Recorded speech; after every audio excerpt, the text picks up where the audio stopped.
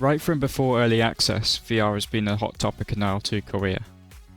There's been so many varied opinions, with some people being optimistic and others being rather pessimistic about the performance. I will be honest, I was a bit of a pessimist, and my fears were realised when, on the first day of release, I loaded it up in VR and it was a complete slideshow, compared to great battles at the same settings running incredibly smoothly.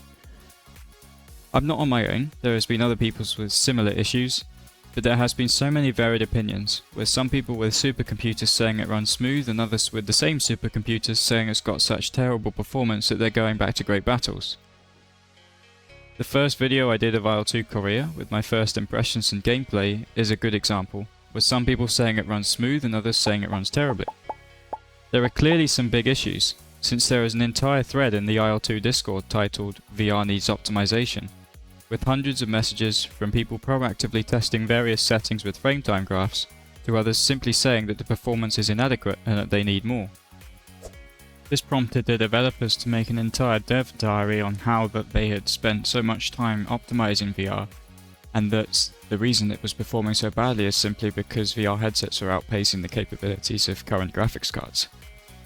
This is fair enough, but understandably it left some of the community feeling a bit miffed and hard done by.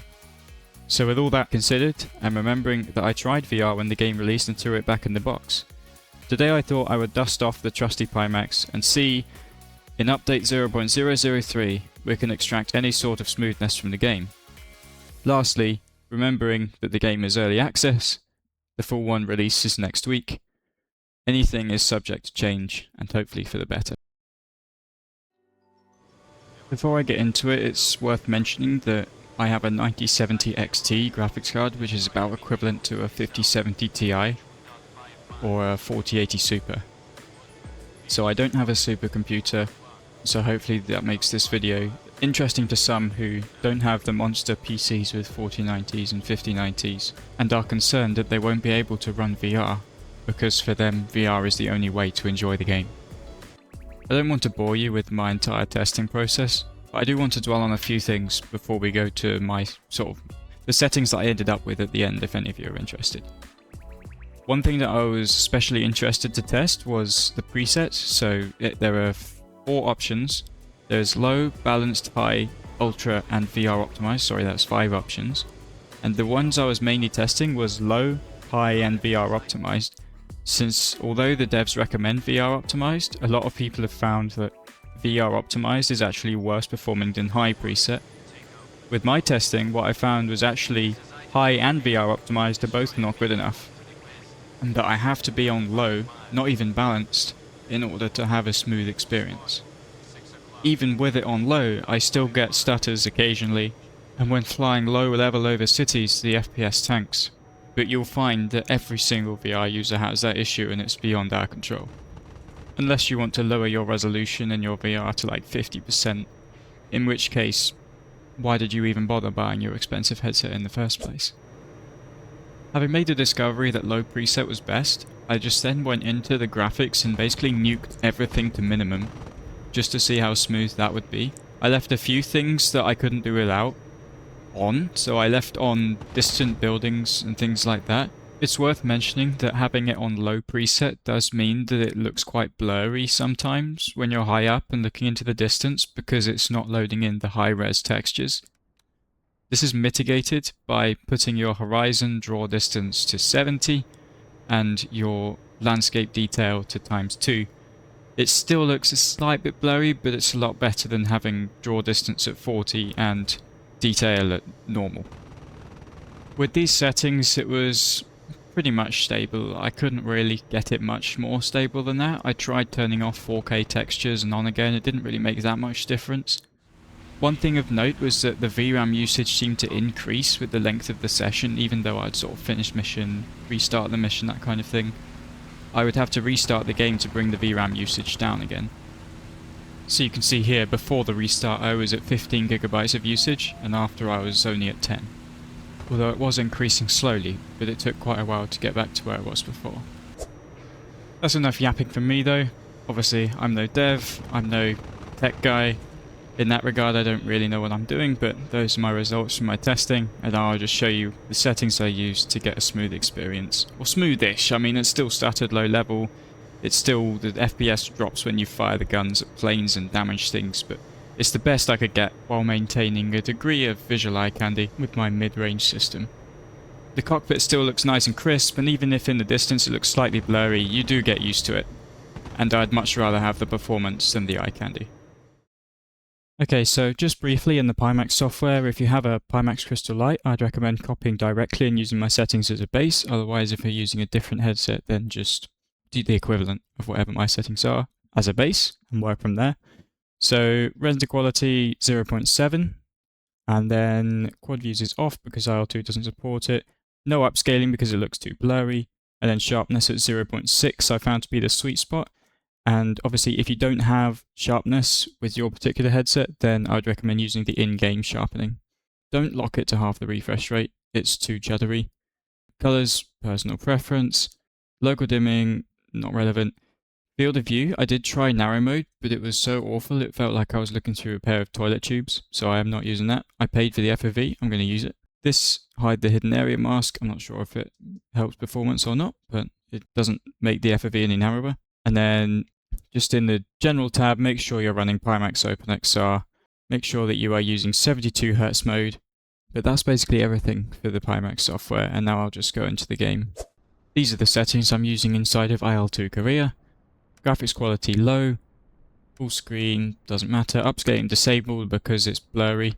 OpenXR for me had better performance than OpenVR and also looked crisper. However, it's worth mentioning that with OpenXR mode, you cannot use the OpenXR toolkit. You won't be able to adjust the world scale with the toolkit or adjust the saturation or anything. But I did find that the game looked good enough as it was without any toolkit adjustments. Landscape detail, just take all of these, I won't really bother explaining. 70 kilometers I found to be the sweet spot, as was ×3. Distant buildings are required for navigating. Pilot body, canopy reflections, they are unnecessary. Shadows, low as possible without being off. Same for clouds. Grass is off because it's a big performance hit. Mirrors also, they are off. No anti-aliasing of any kind. These are irrelevant. Sharpen disabled because we had it enabled in the Pimax software. If you don't have sharpening in your headset software, then I'd recommend enabling it here. I have tried it, and it looks almost as good as the Pimax sharpening. SSAO and indirect lighting are both disabled because SSAO, slight performance hit, indirect lighting, big performance hit, but I'm just trying to minimize settings as much as possible to give me as much headroom as I possibly can have. Landscape filter, sharp, that is best one in my opinion. Lighting, HDR, disabled. Gamma at 0.8 because I found that looked best. 1.0 was too washed out. 4K textures didn't really have an impact on performance in my experience. And cities optimization, I would put this on memory saver if you have anything less than 16 gigabytes of VRAM. VR resolution factor, I left that on 100% as I prefer to adjust it in the headset software itself. Last thing to mention, if you go to your main install and then game, then data, then startup.cfg file, scroll down, then go to or_render_I, set that to 1, and then the VR mirror on your monitor will display the right eye only instead of both, which is useful if you're making content and also slightly reduces the load on your GPU. Okay, so here I am in Motherboard server. Server is not especially full right now, it's not a good time of day for that kind of thing. But I'm sitting on the ground, I'm getting a smooth 72 frames per second. There's no stuttering right now at all.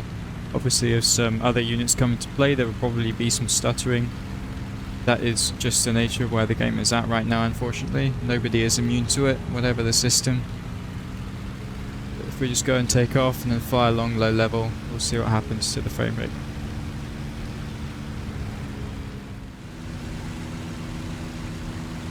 Okay, we're flying along now, we're low level, we'll fly along this river. Still smooth at the moment, which is good. Now we're about to get into a city, so we'll see how it performs along the ground there. And it's still smooth now. Ever so slightly juddery here, but I'm nitpicking. Now, the buildings don't look very high quality, but that is the trade-off of having to turn down the settings in order to get some good performance. Still at 72 frames here. Still feels smooth.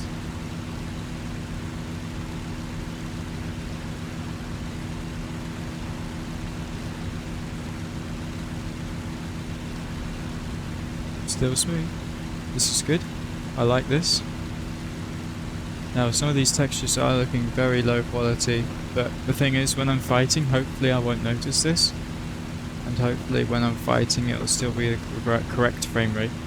So what I'm going to do now is fire some shots into ground. Frame rate is still stable.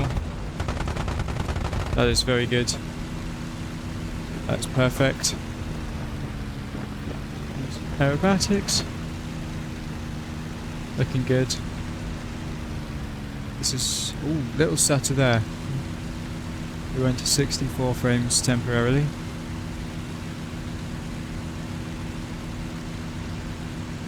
And back to 72. So this is clearly not perfect, but it's much better than crashing at 30 frames, which is what I was having when the game first released.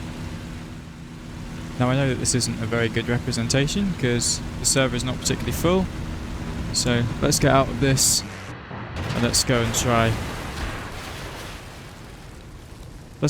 a skirmish mission. Just like a busy single player mission, so let's see what we've got there. Something that needs to be mentioned is, although there are only light clouds in this mission, if it's got heavy clouds, then the planes sort of go transparent against the cloud in some sort of way. And I have a clip that I'll put on screen now showing that, albeit in black screen, but the same thing happens in VR. And it is really frustrating, but I have heard that it's only specific to AMD cards. So hopefully the devs can figure that out and fix it. If they don't, then that's quite a big thing, but I'm hopeful that they will fix it. Now we've got about 12 units in the sky at the moment, and we've got a few ground units as well, some trucks. So that's just showing you how little it takes for the frame rate to start tanking, and this isn't something because of my settings, this just happens anyway, which is kind of, well, extremely annoying really, but it's just, it's the game, you can't really do anything about it. Not without running on potato quality. I mean, if you can't fly unless you're in VR, because you find flat screen is just so uninteresting, I don't think you should be too disappointed by this. It's about as good as it is right now. Hopefully they will improve things. This is already worlds better than what it was when it first released. Now, I am getting spikes down to 60 FPS. This is not the smoothest, but it's the best we got, so we have to live with it. I hope this video has been sort of useful. Obviously, things are probably going to change, and please don't take my settings as like the guide, because it obviously isn't. It all depends on your system, what you feel comfortable with the level of smoothness. And obviously bearing in mind that though you see FPS spikes here, it's like, that is just guaranteed. There's no combination of settings really that's going to guarantee you no frame drops. This is about the best I could get. So bear that in mind when you're considering buying the game and you want ultra smooth VR performance, because you're not going to get it. With my settings, I found it was pretty much playable. I mean, there were times when I was like, oh, I wish these stutters could stop. But for the most part, it was smooth enough.